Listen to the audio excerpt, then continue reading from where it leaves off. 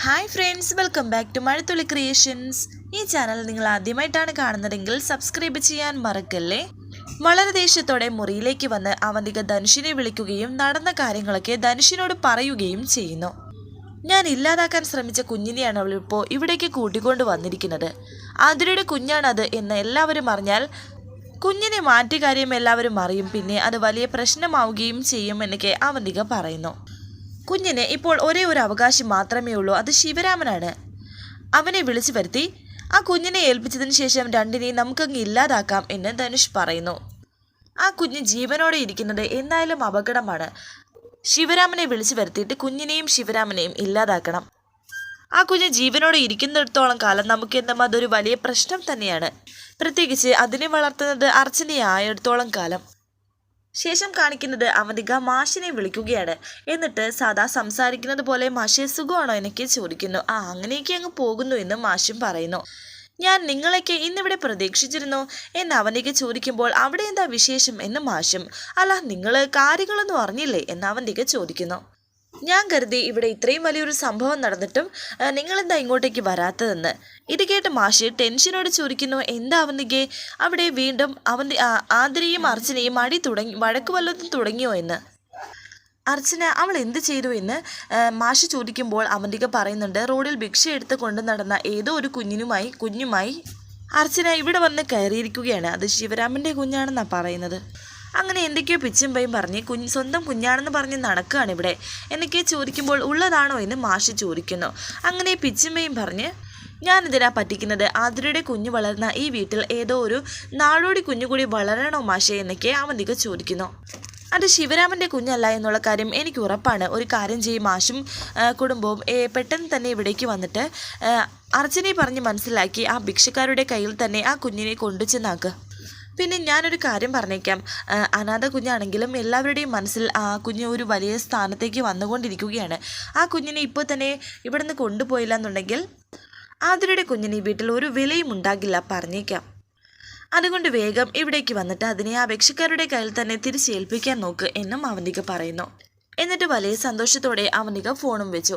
ശേഷം കാണിക്കുന്നത് അർച്ചന കുഞ്ഞിനെ ഡ്രസ്സ് മാറിക്കൊടുക്കുകയും കുളിപ്പിക്കുകയും ഒരുക്കുകയും അങ്ങനെ കുഞ്ഞിൻ്റെ കാര്യങ്ങളെല്ലാം നോക്കിക്കൊണ്ടിരിക്കുന്ന സമയം അനൂപും കമലയും അവിടേക്ക് വന്നു.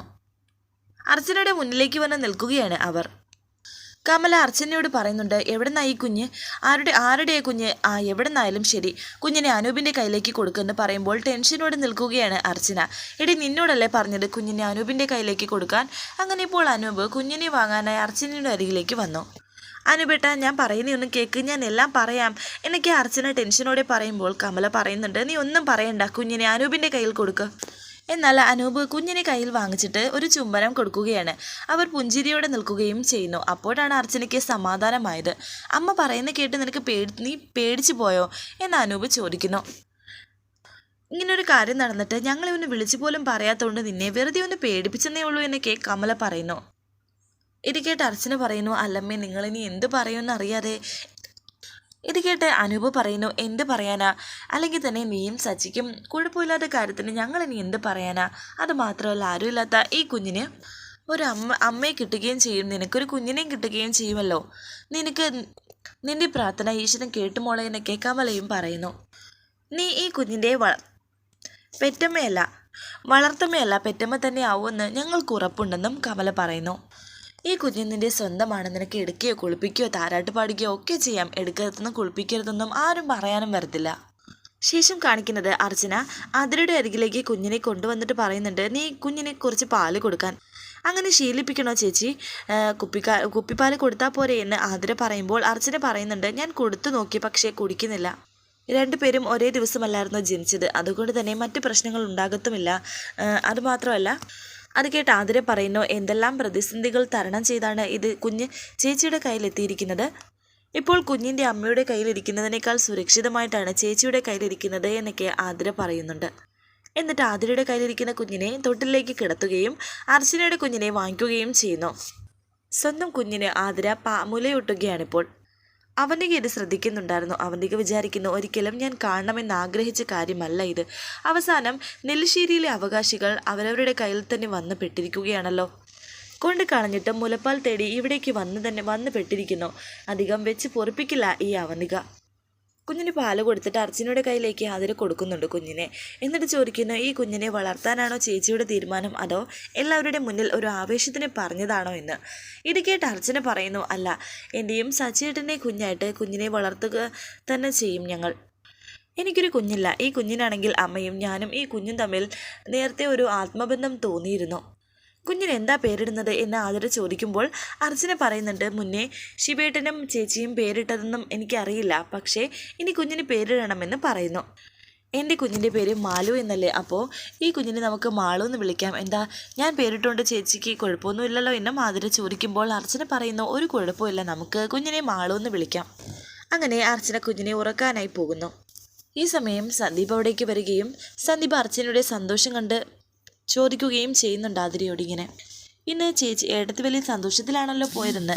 ആതിര പറയുന്നു, ആ കുഞ്ഞിനെ കിട്ടിയ സന്തോഷത്തിലാണ്. ഇനിയിപ്പോൾ അതിന് മറ്റൊരു അവകാശികൾ വരാതിരുന്നാൽ മതിയായിരുന്നു. ഇനിയിപ്പോൾ അതിന് ആര് അവകാശികൾ വരാനാണ് എന്ന് സന്ദീപ് ചോദിക്കുന്നു.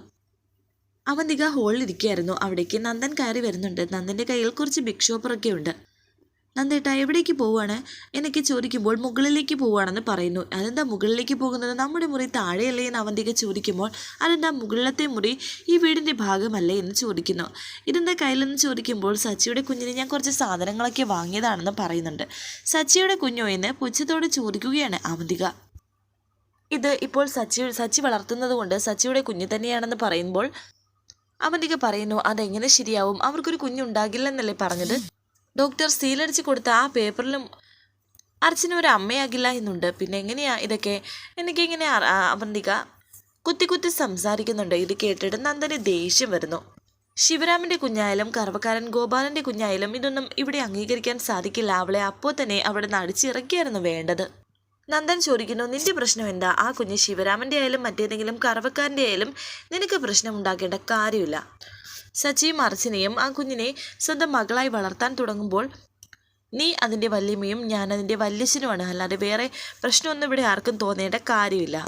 നിന്നെ ഞാൻ ഇവിടേക്ക് കെട്ടിയെഴുന്നേളിച്ചോട് വന്നിട്ട് ഇത്രയും നാളായല്ലോ, ഇതുവരെ നിനക്കൊരു അമ്മയാകാൻ സാധിച്ചില്ലല്ലോ.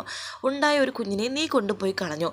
പ്രസവിക്കാത്ത അമ്മ ഒരു കുഞ്ഞിൻ്റെ അമ്മയായത് എൻ്റെ കാര്യമല്ല ഇവിടെ ചോദിക്കുന്നത്. പ്രസവിച്ച നീ എന്തുകൊണ്ട് ഇതുവരെയായിട്ടും ഒരമ്മയാകുന്നില്ല? അങ്ങനെയുള്ള നിന്നെ വേണം ഈ വീട്ടിൽ നിന്ന് ആദ്യം ഇറക്കി വിടാൻ എന്നും പറയുന്നുണ്ട് നന്ദൻ. സച്ചിയും അർച്ചനയും അവരുടെ ജീവിതം എങ്ങനെയാണെന്ന് വെച്ചാൽ നടക്കട്ടെ, നീ അതിൽ ഇടപെടാൻ നടക്കണ്ട.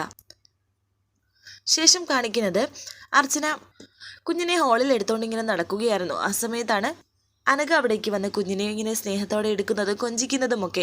സ്നേഹം അതുവഴി പോകുന്നു, കുഞ്ഞിനെ ഒന്നും മൈൻഡ് പോലും ചെയ്യുന്നില്ല. എന്നാൽ അനഘ പറയുന്നു, ദേ സ്നേഹ കുഞ്ഞ് നോക്കുന്നത് കണ്ടോ എന്ന്.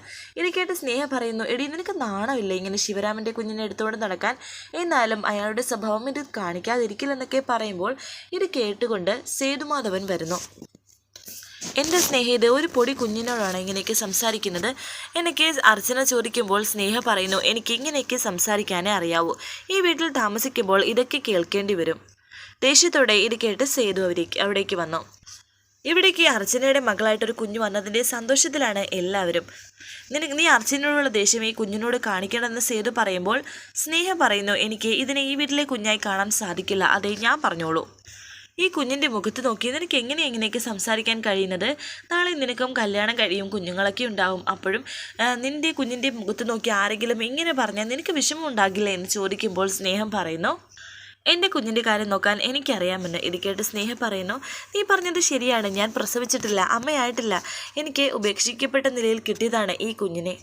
പക്ഷേ ഇതിപ്പോൾ ഞങ്ങളുടെ രണ്ടുപേരുടെയും കുഞ്ഞാണ്, ഞങ്ങൾ അത്രമാത്രം ഈ കുഞ്ഞിനെ സ്നേഹിക്കുന്നു എന്ന് പറയുമ്പോൾ സ്നേഹ പറയുന്നു, നിങ്ങൾ സ്നേഹിച്ചോ, അതിനിപ്പോൾ ഞാനെന്താ വേണം, എന്നെക്കൊണ്ട് അതിനെ സ്നേഹിക്കാൻ കഴിയില്ല, എന്നെ ആരും തന്നെ നിർബന്ധിക്കുകയും വേണ്ടെന്ന് പറയുമ്പോൾ സേതു ദേഷ്യത്തോടെ സ്നേഹയോട് പറയുന്നുണ്ട്, കുഞ്ഞുങ്ങളില്ലാത്ത ഇവരുടെ വിഷമം ദൈവം കണ്ടു, അതുകൊണ്ട് ദൈവം കൊടുത്തതാണ് അവർക്ക് ഈ കുഞ്ഞിനെ.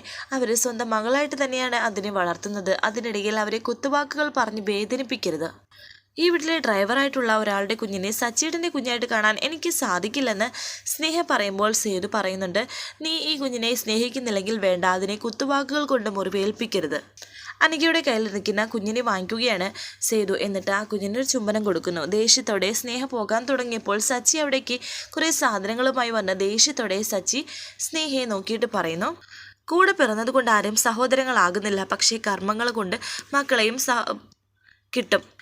ഈ കുഞ്ഞിപ്പോൾ ഞങ്ങളുടെ സ്വന്തം കുഞ്ഞാണ്. മനസ്സുകൊണ്ടാണ് ഞങ്ങൾ ഇവളെ മകളായിട്ട് കാണുന്നത്.